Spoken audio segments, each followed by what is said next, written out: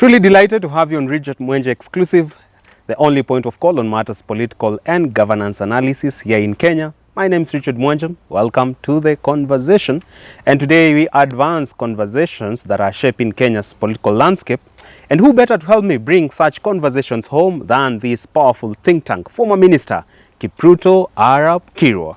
Today in a white shirt, yes, spearheading the message of peace, the need for peace in this country. Yeah, transition from black that you people are donning in the streets now to white, so that when there is a challenge, is a moment to reflect or now to transit from the current challenges to the future of Kenya, where everybody has a sense of responsibility and respect for the rest of us. Yep. Talking matters transition, your friend, Kapseret Member of Parliament Oscar Sudi, is also considering quitting active politics, saying there's need for him to focus on self-development. And from his optic, he has actually taken a sabbatical leave from political activities in his constituency. Do you read wisdom behind this move and need for transition within himself? Well, I think that is what many people call soul-searching. He must have done soul-searching and realized that possibly is part of the problem that the current regime is faced with, because the main accusation is that against the regime has been arrogance among the leaders of the regime, display of opulence, and primitive accumulation of wealth. And also the other thing that has been accused of, they have been accused of, is that they do not believe, the public does not believe, that the current regime display of wealth is a reflection of hard work. It is suspected that some of these may be ill-gotten goods that people acquire at the expense of the public. So I think that's a lot of wisdom for him to do soul-searching, introspection, and ensure that he's able to make a decision that is useful. The way I see, he does not need to be a member of parliament again. He can even retire and do a bit of farming, a bit of whatever he does best, so that people are able to delink from the public coffers whatever is going to acquire in the intervening period. That to me is a sign of leadership, that at times when the situation is not tenable, think of alternative ways of doing things. Yep. But don't you think there's an issue with him backing off from engaging in any political activities within his constituency, saying he's not going to participate in further harambes, he's not going to be on the ground meeting and interacting with the locals? Don't you think you can do soul searching, you can transit as an individual without really absconding or suspending your mandate? Well, possibly he wants to create, they say, absence makes the heart founder.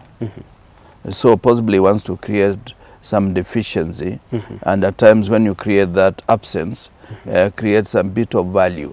Possibly wants to do value addition to his political presence. So that value addition, if it is not also displayed with a bit of, I will withdraw my services, I would want to see you how you will survive without me. I wish actually you had done it quietly, so that he does not have to tell us that he's going to withdraw from the things he's been doing, unless he never believed in those things. Perhaps he was doing it for politics, and he realized that the day of reckoning is coming sooner than later. Yeah. So from your end, you believe he's trying to spearhead the message that scarcity creates demand? That's essentially what he's trying to do. He wants to just disappear from the scene, and so even, of course, I hope, and I do expect that he will not talk about issues of CDF, because that's not his money. That is money belonging to the public. I hope he's not talking about bursaries for certain students who are needy, because that belongs to the public. Unless he was doing some parallel bursary for those children, he should realize that he's still occupying what I call public space. And when you're occupying public space, it is not for you to make a decision as if you are so important that if God recalled your soul today, those people will disappear into misery. Yeah, but those people will still be relevant. They will still be doing their things. How many funerals have we had of MPs? Many of them. And constituents forget you as soon as you disappear. You are not the most important person. If we can have funerals of higher individuals in society, An MP can just disappear and the constituents will make do with somebody else. Perhaps they are used to the way he's been displaying. They would want somebody more humble in trying to deal with issues of capsulate constituency. Very well. Yeah. You've mentioned about opulence, and amidst the tax uproar that we're seeing around Kenya's economic and political landscape, members of parliament are set for a pay rise soon enough. And looking at the constrained fiscal space that the government wants us to believe it is in, do you think this is now a new form of state-sponsored opulence, talking about the need to increase pay for members of parliament, chiefs in the National Assembly, you name it? Well, in fact, that when I saw that, I said either somebody is sabotaging this government, because, you know, it's the worst thing to talk about today.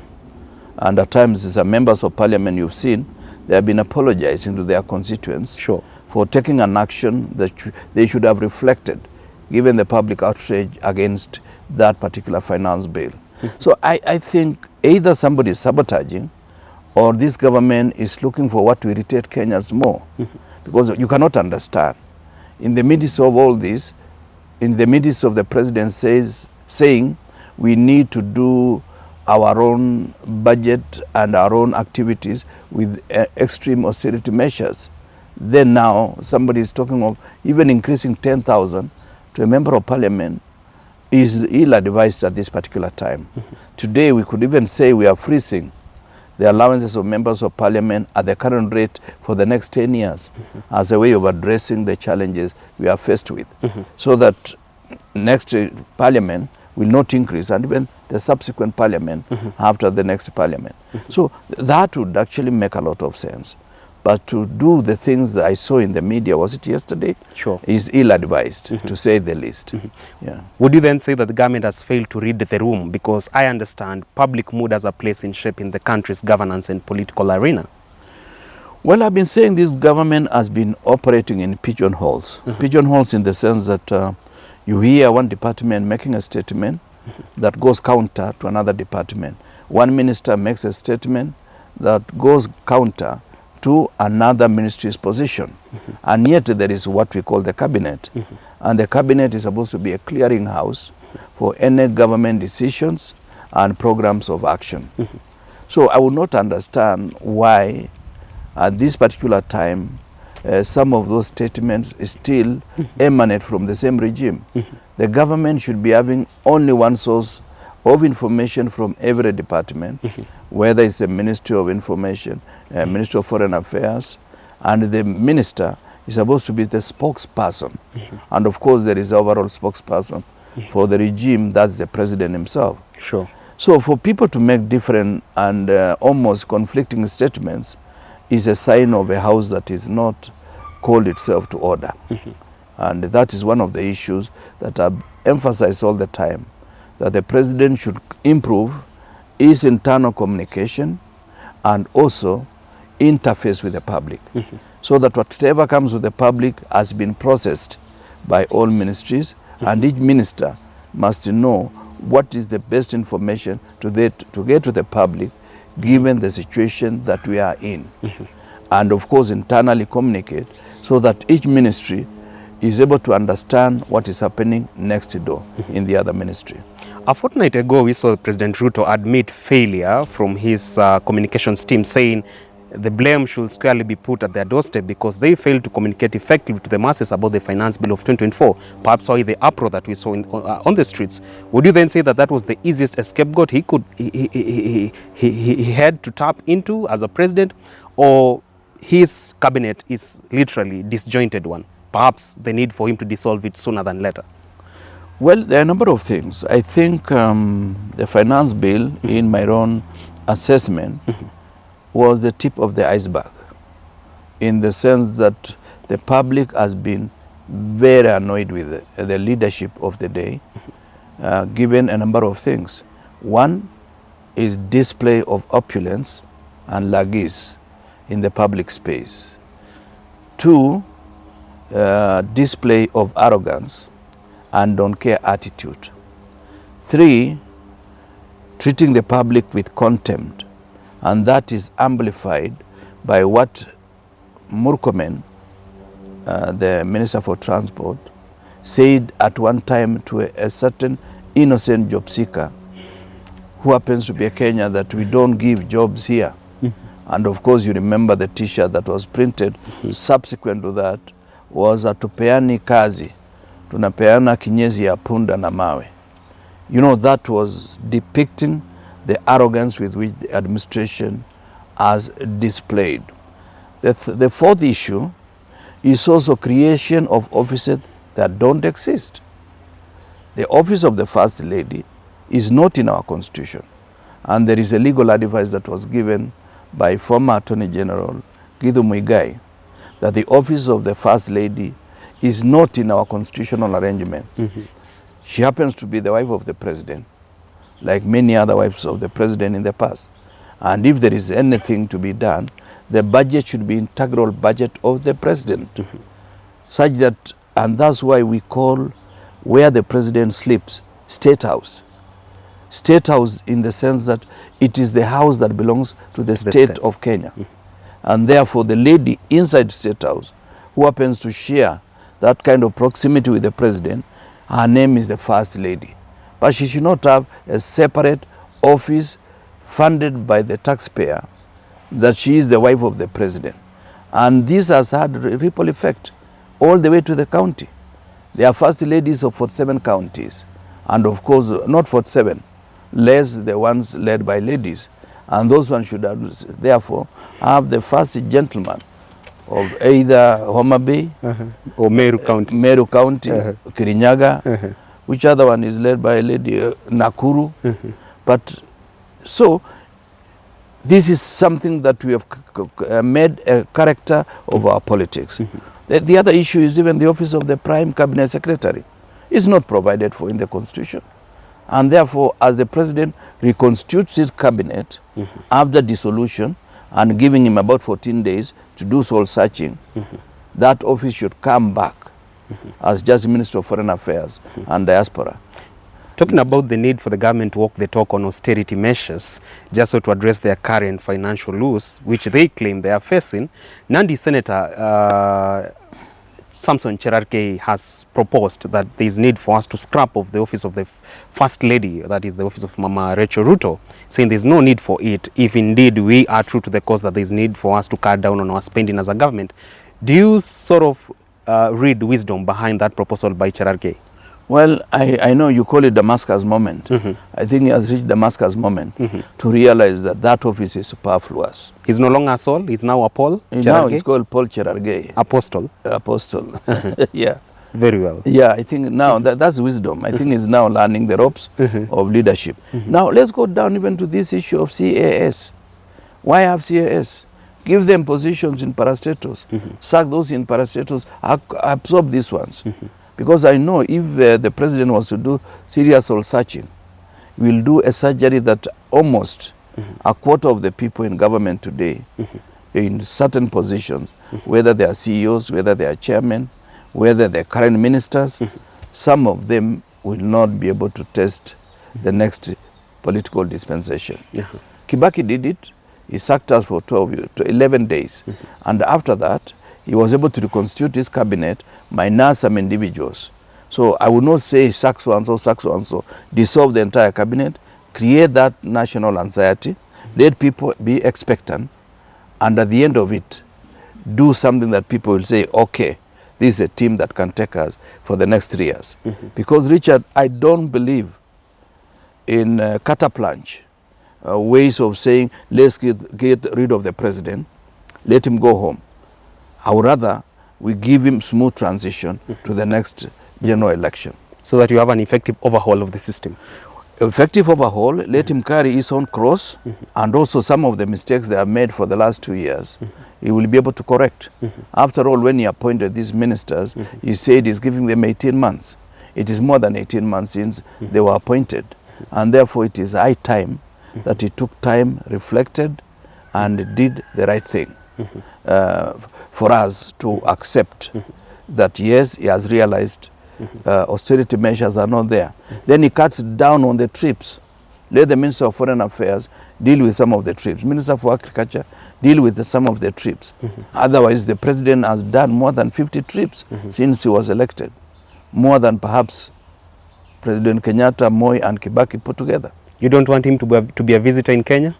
No, he's our president for now. Yeah, he should be here and account for the losses of lives. But for him, he's very quick to talk about wealth, about 2.4 billion. When did he quantify that money? You know, at times he says things that when we are trying to accept and learn to trust him, he creates a lot of distrust. So there's need for us to have our foreign envoys be given the hand to apply themselves, our diplomats. Yeah, and that's essentially why they are there. There are things they can do behind the scenes, and the president can deal with it at his own level. So that if it's state visit, let it be something that every Kenyan will know that the president has gone out of the country. Sure. Nowadays, you can't track him. Sure. Yeah. A while ago, you were talking about ignorance. I want to understand whether this is part of the ignorance you've been talking about.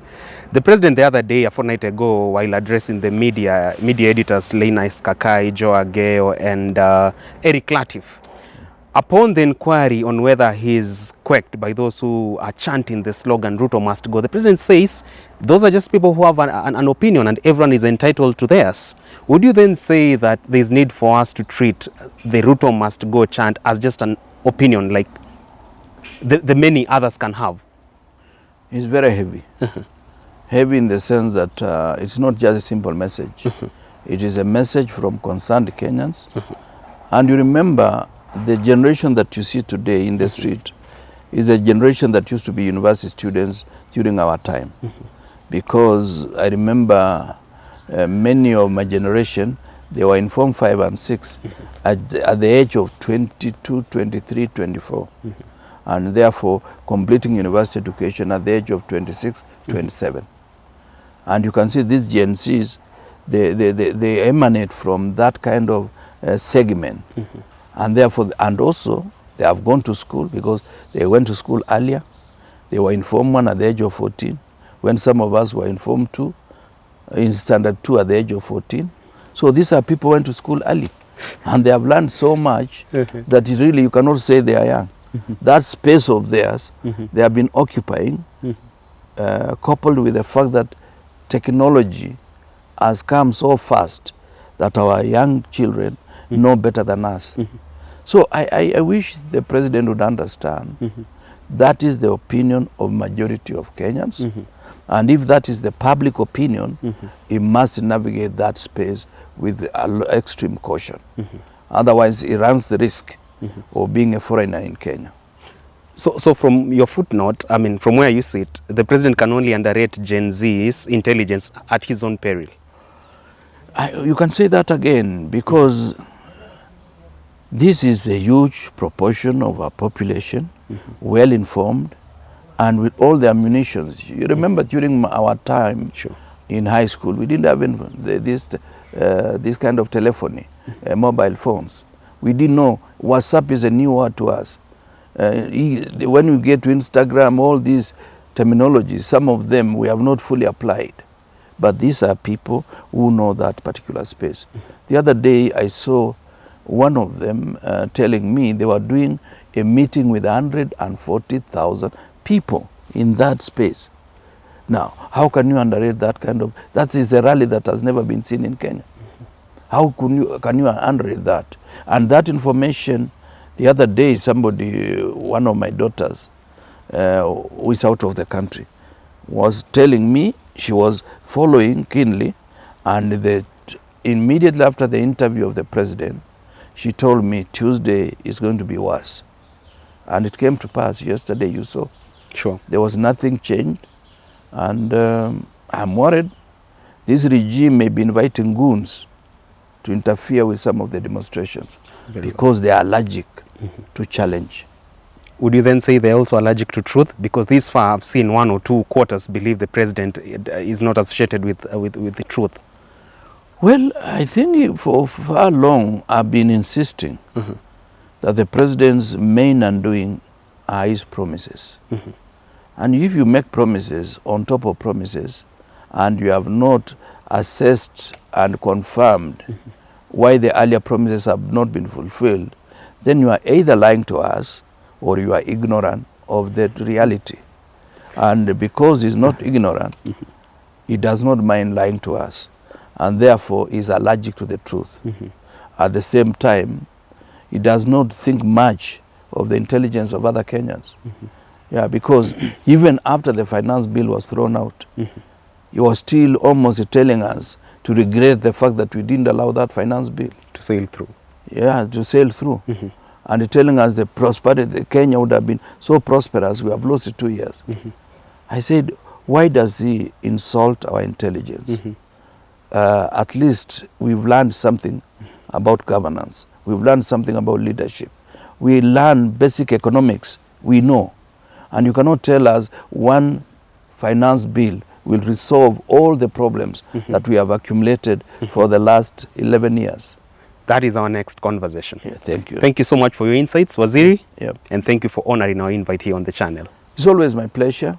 I feel this nation building. Asante sana. And you have assisted me to do a lot of work at my old age. Yeah. No, not old age, because many consider that you are aging like fine wine. and they're curious to understand the secret behind it. I get this question a lot of times when I go through the comment section. Yes. Tell them, because I don't bother about things I cannot resolve. Really? Yeah. If you are not able to resolve something, why should you go to bed so worried?